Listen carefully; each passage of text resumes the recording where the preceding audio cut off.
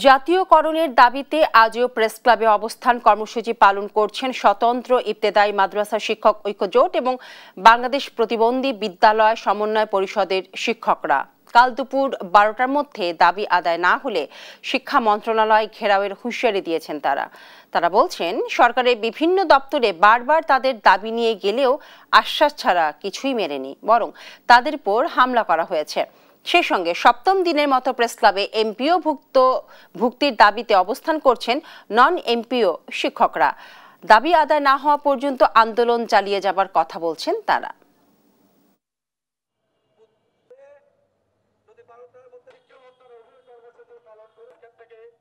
Non MPO শিক্ষা প্রতিষ্ঠান বাংলাদেশে যেগুলো আছে প্রায় 3000 প্রতিষ্ঠান, এই 3000 স্বীকৃত প্রতিষ্ঠান একযোগে আপনার এমপিওভুক্ত করতে হবে। যদি জিও না দেয় এখন এবং এমপিওর জন্য রোড ম্যাপ দরখাস্ত নেবে, যাচাই বাছাই করবে, একটা সময় দিয়ে এটা যদি ঘোষণা দেয় তাহলে আমরা খুশি থাকবো, আমরা বাড়ি ফিরে যাব।